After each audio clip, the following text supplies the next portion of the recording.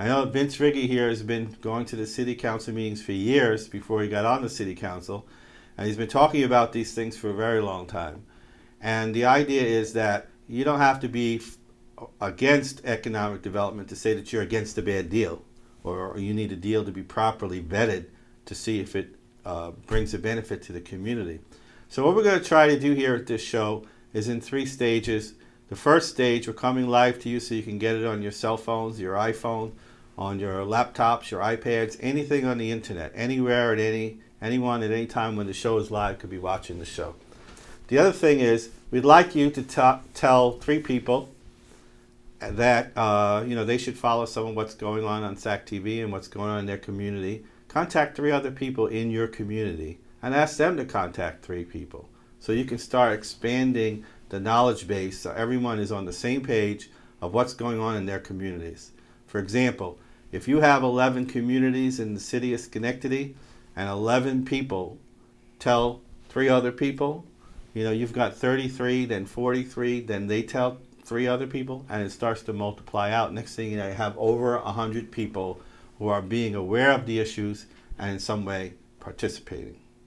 So I want to start by introducing Vince Riggi, of course, which everyone in Schenectady is pretty well aware of. He's running for re-election, but he's here today as a representative in his community to talk about what's happening there and maybe help us understand some of what's going on the city level. Maybe you can help me understand too. So.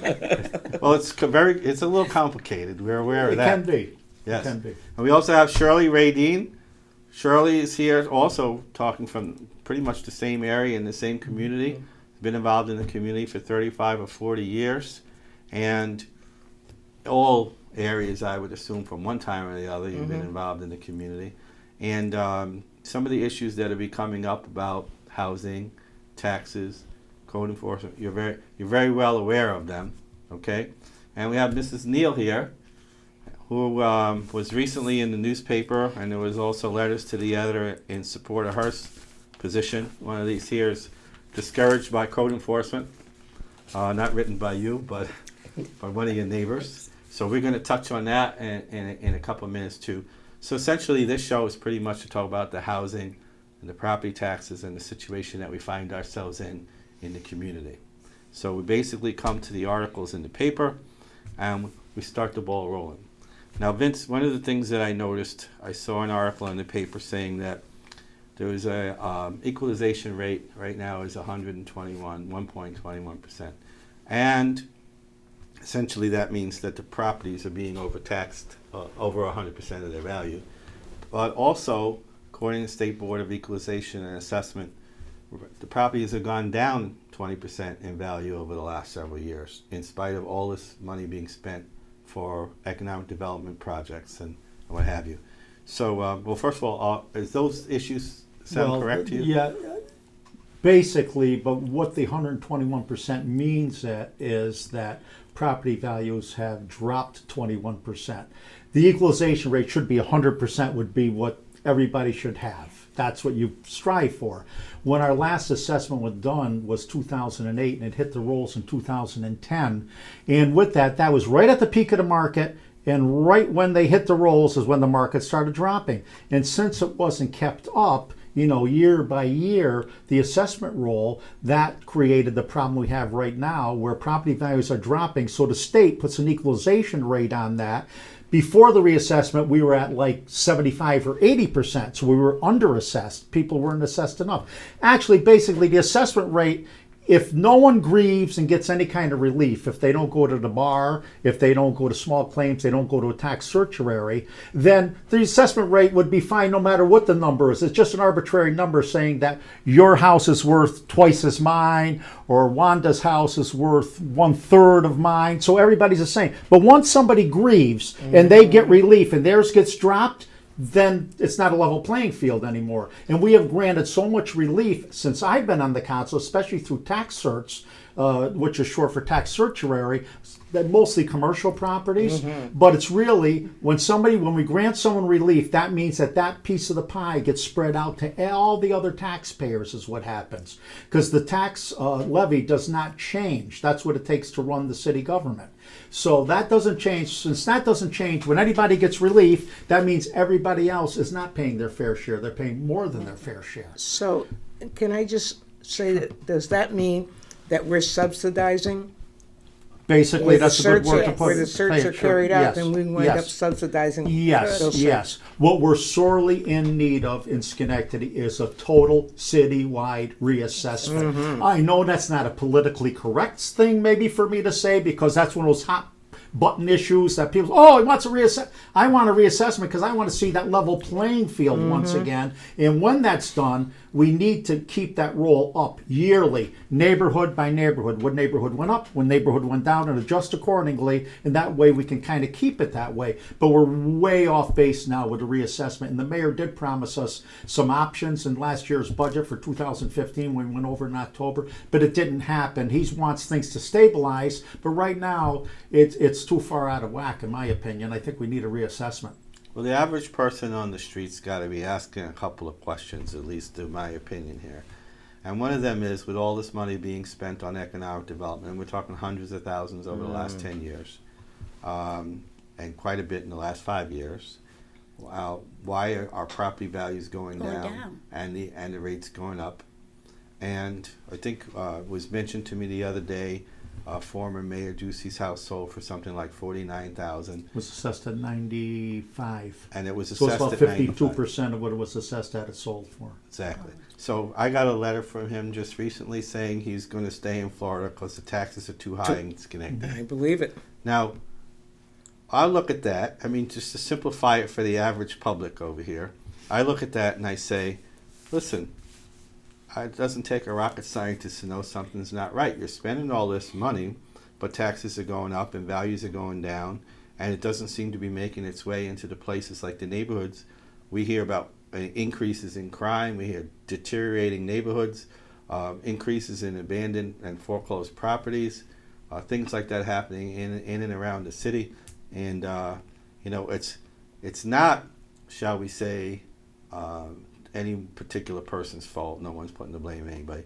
And there is a problem because it's happening in a bigger sense all over. But keeping people in their homes must be a priority at this point when you keep ending up with abandoned properties. An epidemic of foreclosures, whether it's national or local, is still a human problem. Well, Schenectady is unique also, I think, because it was an industrial town, and so a lot of your retirees, the seniors in Schenectady, I'm sure, are much more than in many other communities, which means that as all this fluctuation comes with the taxes, seniors can't afford to stay in their house. Right. Because if I budget to pay the taxes this year, and next year it's going to be $20 more, where do I come up with the $20? And so I think a large problem in this city is not looking at how we're going to help seniors. Mm-hmm. If you want people to stay in their houses and keep those houses up, which is really important in the neighborhood, and once that piece of not keeping the house up and the boarded up houses, that's when everything deteriorates. And so somehow or other there needs to be some, and I know everyone is not eligible for what is it for the seniors? Oh, for the senior exemption? Exemption. Yeah. And It's everyone, income driven. Yeah, it's income driven, so Yeah. everyone's not eligible for that. But that doesn't mean that because they have a little bit better income that they can continue Right. To keep to change paying the bills. change their budget. Yeah. You come to a ceiling, and so then you say, I give up. And that house, and I know my own house, the assessment on my house and what it's worth is so out of whack. It's unbelievable. That becomes, that's a problem. We did discuss it as a council, didn't come to a conclusion, but we've had people ask us, one lady in particular, she was in her house for 45 years. She had a bad year where she had to be out of work for a while, one year, and we're foreclosing on her house. Yes. So her question to us, which was a perfectly legitimate question, is, what are you going to do to help me stay in my house? You know, I've been here all this time. I had one bad year out of 45, and now I'm going to be given the suitcase, you know, and I have to right, leave. It doesn't make any sense. So it's Right. something we really have to work at. And I know, just brushing on Wanda's problem that she came across. I mean, code enforcement, I understand the spirit of code sweeps, because they can, it's like having a seatbelt check. Right. You know, Right. they go to when they pull somebody over with a seatbelt check, it could be outstanding warrants on the, Right. it really isn't so much that they're concerned that you're wearing your Right. seatbelt. Right, or not. right. So, They're fishing. but in Wanda's case, you know, something like that, somebody should be following right behind, in my opinion, right behind the code enforcement office, right with them, and saying, Miss Niels, here's the information. I'm with this organization. We can give you help Exactly. to get your code issues taken care of. Thank you. What's there to help the people? Exactly. That's the main thing. We have to help people, and I agree with you, Shirley. We have people that stayed the course here. Shirley stayed the course. I've stayed the course. Wanda stayed the course. We're staying the course. We shouldn't be penalized for it because, and I am, believe me, I'm the quintessential poster boy for living on a fixed income. In my work, what I did, I don't have any pension at all. I have a very meager Social Security. I'm blessed that I was elected to the city council. I get a small salary for that, and it's not much, but I'm not complaining about it because that's not why I'm there. But we really have a tough time paying bills at the end of the month, my wife and I. And she's still a crossing guard. She's been doing it for almost 40 years. Yep. She God doesn't bless want to her. go out there on a Cold, cold December, January morning to cross kids for very little money. But we need that to keep our heads above water as best we can. We are the good, you know, people in Schenectady that want to pay the bills. So we can't just beat up those people. You know, I don't feel that's the way to do it. We have to have programs in place and right side by side to help people that need help. Well, that's a perfect segue into Yes, you said it beautifully. your situation. And so, would you like to take a minute to tell us about what happened in My your case? complaint is, like you said with the seatbelt law, don't stop me because I don't have my seatbelt on and watch 3 or 4 people go by without their seatbelt and not go after them. And I have it right. When I come out the front door, I have houses right across the street. I'm on a fixed income. And they're rental properties. They get the same slip that I got, the little orange slip, which the code inspector took back because the city was going to give me a new railing, which I called him. They give us a 15-day period to get our problem fixed, which I did. So I called him on the 15th day to tell him that it was fixed. And I said, what about my railing you promised me? Well, they're waiting for some free organization to come in, and when it does, they'll come and fix my railing. Well, I'm not going to hang by my fingernails No. for this to happen. I know better. I'm not highly educated, but when it comes to common sense, my father and mother give me a lot of it. We're in the same boat, Wanda, believe So me. I'm not there. highly educated. High school education is what Me I have. too. But I grew up I know the streets of Schenectady. I know what it is. I'm a blue-collar worker. I did auto body work for a living. I know what it is to work hard for a living. That's and right. every dollar counts. I know exactly what it is. That's why I can really relate to the common people in Schenectady. And, you know, what you have to face, and believe me, I get phone calls a lot, and people like Miss Niels, when they get something, they really take it to heart because they're the people that are the law-abiding citizens Exactly, of Schenectady. And when exactly. you cite somebody like that, they feel like, well, I'm a criminal now. Yes. Yeah. You're not a criminal. There's nothing criminal about it. You need help. I had my right. mother, she lived, and I helped her as much as I could. She was in her house all her life. Now my son lives in her house where I grew up in Bellevue. And I want to see that, but you do the best you can with what you have to work with. That's what you have to do.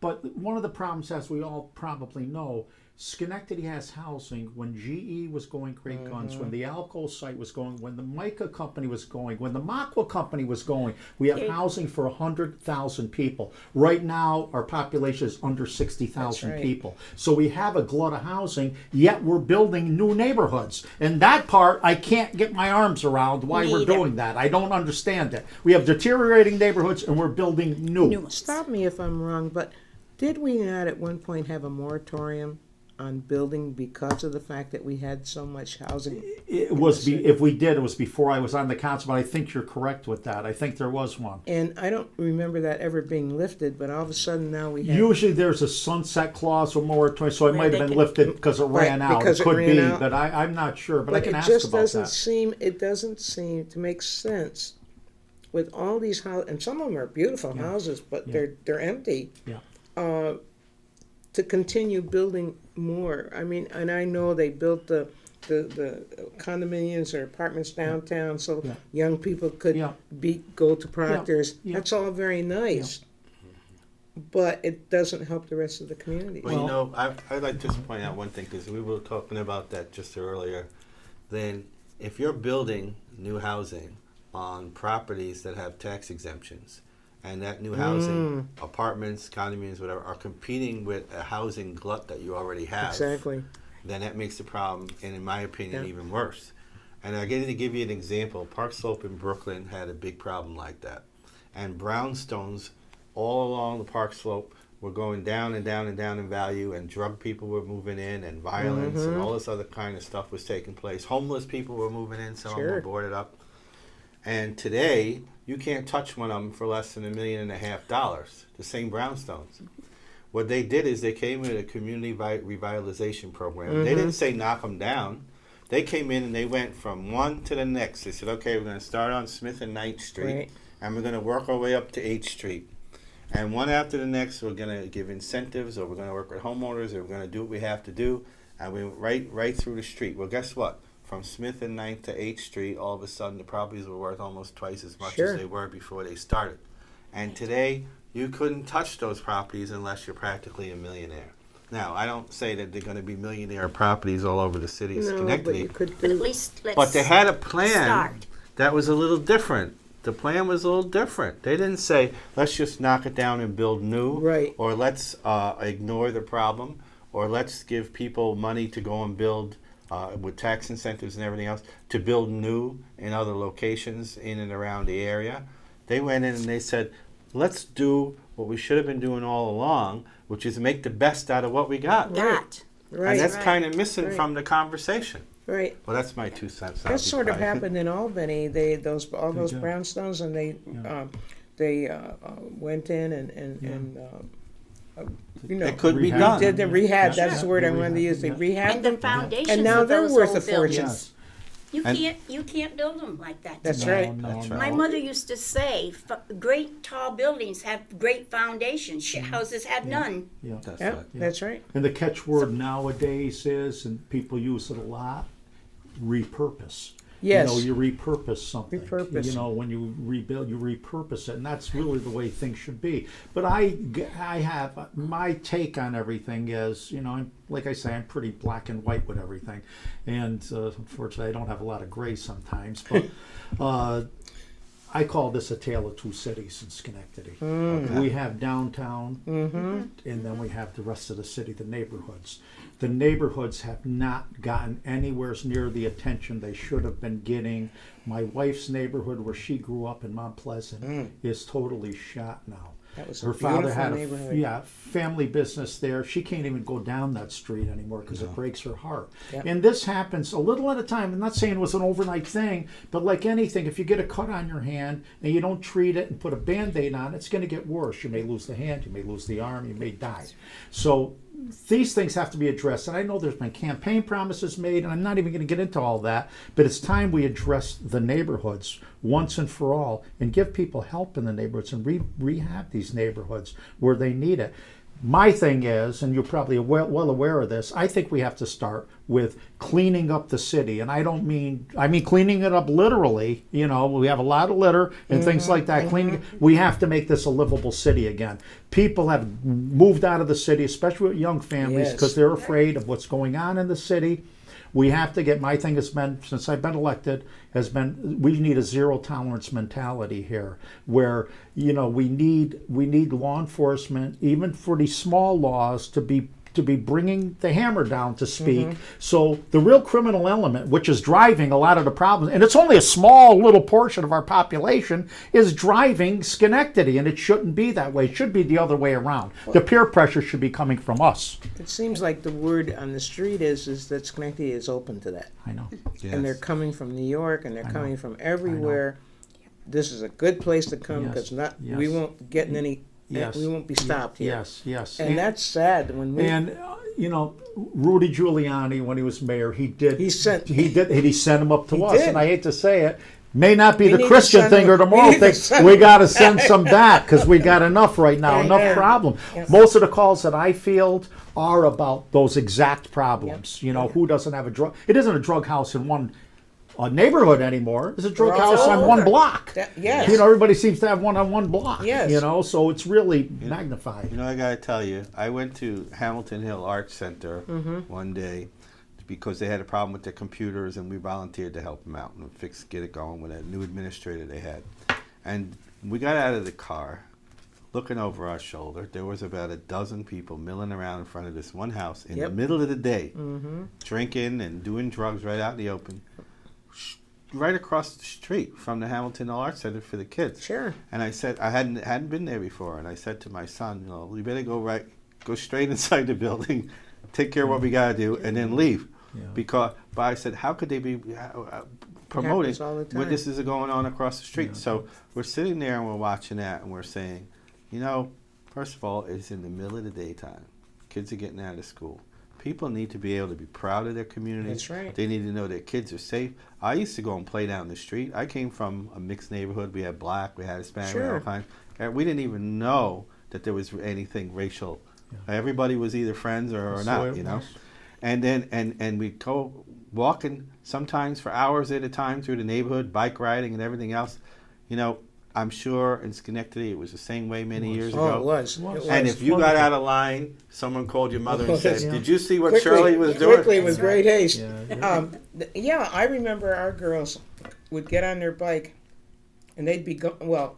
Sometimes they'd say they were bored, and I'd say, "Well, you're bored. I think I can find something." Before I For could you get to the do. rest of the word out, they're gone. The Yeah. bikes are gone. They're gone almost all day. They might call and say they're stopping over to your house for Yep. lunch or Yep. something. Yeah. They're gone. I didn't worry about them. Yeah. The neighborhood was You a didn't have to beautiful, worry.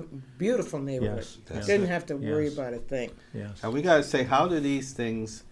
Okay, one of the reasons why things are like they are is because, for one thing, politicians that are running things, if they don't get active, involved community or active, involved people, then they get to do things their own way. And when they get to do things their own way, they're going to take care of themselves and their friends and other people, and the community at large is not on the top of their list.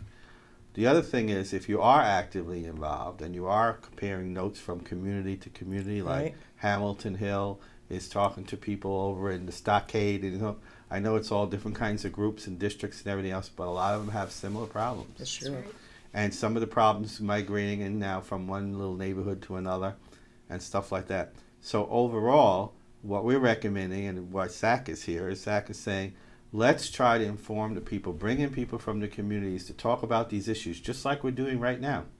And then people out there that are watching this should talk to a couple of other people and have them talk to a couple more people and say, did you know this is what's happening in our neighborhood, or this is what's going on? Because that's how things begin to change. Because the intention is the big thing. If you intend on rehabbing housing, and if you intend on uplifting a community, then it's going to be a whole different action than if you intend on putting development somewhere else and bulldozing and knocking structures down and foreclosing on people. There's the intention is, to me, the factor. So if your intention is to go and improve the neighborhoods, one way, in my opinion, not to do it is to raise the taxes up higher than what the values are worth while property values are sinking, and then spending a lot of money in another part of the town on new projects. So that's just, my opinion of that. But what people ought to do is they ought to get together, start comparing notes, start talking, people just like yourselves, and come out on a show like this, where actually anybody on any device, whether it's a cell phone, laptop, tablet, PC, at home, or at work, anywhere else, anybody who's involved on the internet or now with 3G and 4G, they can watch what the other people in the community are talking about. And then you take the next step. Why is it important? What kind of effect are we having by these policies? And then the third step, what do we do about it? What do we do? And once you're organized, that's the only time you're going to be able to do anything about it. Grassroots. So we talk about people running for office. You know, the other day I heard something from one of your top politicians people were talking about projects and development and other things, and they say, oh, well, that's just the other party. That's just politics. You know what? It's not just politics. It's all politics, because they're deciding what your taxes are, what your conditions are in your community, what condition your roads are in, and everything else. Right. Politics is important in a sense, and if you are not in it, then they get to decide everything. Well, So the people have to show up. Yes, they do. you hear people say, I don't want to be political. And I tell them, you're political the day you were born. That's it. Because you're affected by every policy that is written. So you are a part of that political program, whether you own up to it or not. And so I agree with you that grassroots, people beginning to talk to each other, and it's not a negative thing. It's if you love the community that you're in, you want to see the best for that community. And this, my roots are here. When my husband died, my girl said to me, Mom, do you want to stay here? And I'm like, where would I go? Why would I go? Yeah. This is my home. This is my community. And I certainly have tried to contribute as much to it as possible because it is my community.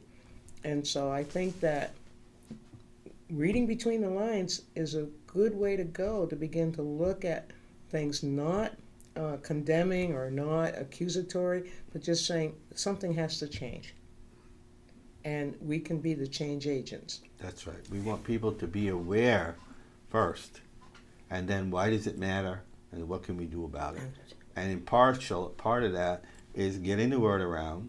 There's a big problem because poor Vince over here used to go up to the rail all by himself Yes. for years, and then now he's on the other side of Right. the rail, and he's still in a way, and it's But still by I himself. always advocate for people to come to the You do. rail. I think that's That's very right. important that people speak up.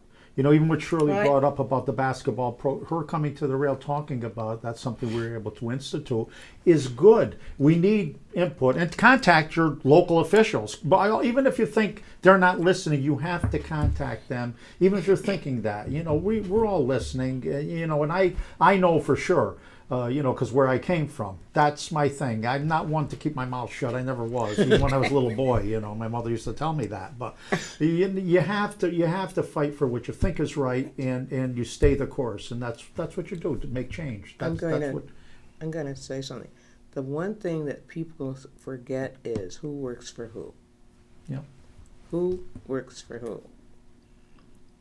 It's true. The elected officials, while they're elected, the mandates are supposed to come from us. You all work for us. You're not doing a good job. We need to be able to tell you that. Any other job, the employer is going to come and tell you, you got to straighten up. Yeah.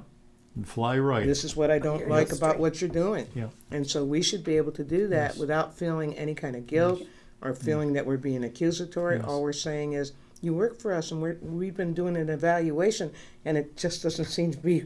Truly Too knows good. that she was on the school board for years and years. I think you were That's school right. board president I too, was, we're sure. yes. So she knows what it's about. I do. Yeah. In this case, if we were to say like what the policies are, someone will say, well, we've had great progress in Schenectady, so let's keep moving in the same direction. Well, I think if we ask the majority of people, though, in the neighborhoods, they would say, what progress? And they would say, it's time for a change. The only way that change gets done is when the people themselves get involved. And they again, it's not just showing up, but also voting. If you're happy with the way things are, I'll give you my bet is that if it came down between whether people overall were happy with the way things are or not happy with the way things are, I think there would be big changes in store for the management of the city. Okay, because overall it's really a small group of people that are benefiting quite a bit by what's going on here. And the big group, so now if the big group stays home, That's right. then this is what's going to continue. So one thing that I want to leave the thought here is, in an election year, all kinds of promises are made and all kinds of things start to happen that aren't usually the norm. And the idea being, vote for the status quo because now all of a sudden you're seeing some progress, but then they'll go back to business as usual. And I would say to people, be very alert to some of these things, that are these promises that are coming down the pike that haven't been here last year, the year before, and the year before that. Be very alert to that. And then when someone talks, when you start hearing things like tax exemptions on properties, when you look around you and you see people losing their homes and you see abandoned buildings and you see all kinds of things around, the word tax exemption should come up like a red flag, and people would be like, well, maybe we better take a good, long, hard look at what's happening with this. And anybody have any final comments? Well, I mean, just what you said, and I think your catchword, between the lines, people have to read between the lines. It wouldn't surprise me if there's a 0 tax increase this year because it's an election year. That would not surprise me. I've been fighting for that since I've been on the council, and there is certain things in the budget, we won't get into that now, but we got to get rid of the apathy in Schenectady. Every vote counts. If people think it doesn't, why should I bother going to the polls? You have to. That's your right. That's your right. We had people that died, to give us that right. So there's nothing more important than that and you can make a difference. I mean, I did it just as an activist, and an ombudsman, and I was elected because people had trust in me. So you can make it happen. Run for elected office, you can do that. There's a lot of things people can do. But the thing is, we got to get rid of the apathy that a lot of people do have. You can't fight City Hall. You can fight City Hall, and I'm the poster boy for that too. Hey, there you go. Right. That was a good right. one. Did you want to add in a couple of last words on your point of view here? Well, I'm glad there's people like Vince Riggi in this Yeah, city. that Vince, you've got one vote right Yeah. here. Well, it's about what's right and wrong. That's right. Yeah. That's the Shirley, bottom did you line. want to add in? I just want to thank you for including me in this conversation. And I do too. Oh, Thank thank you you. so It's been much. great having all you guys. It's a great idea. And you know what? We'd like to have more people from the area, from the various communities, come forward. And as they say, Stockade, Front Street, whatever, come in. Let's hear about what's going on over in their neighborhoods, whether it's a neighborhood association or whether it's you yourself out there talking to a couple of other people and putting your ear to the ground, as they say, and have something to say. Well, get in contact with us. It's sac.tv. And you can go on the website. You'll have our phone number and our email contact. You can contact director@sac.tv. You can send us emails. We prefer emails because we can go through them and have records of them and see what we're looking at and get back to people when the schedule provides. So preferably emails. But currently now about 250 different programs on SAC TV. Each program had probably 3 different guests on it from a different organization like Boys and Girls Club, DSIC, whatever. So we're literally over 1,000 different guest speakers in the last 2 years. And they're from all different parts of the community, some business sector, but mostly private sector. So we welcome people to come. We want them especially to start talking to each other and comparing notes and get in contact with us. We'll have them on the show. It's a great tool. And to Great tool remember you're to read providing. between the lines. Yes, thank you all, and thank you all for watching. Thank you. Vince. He said we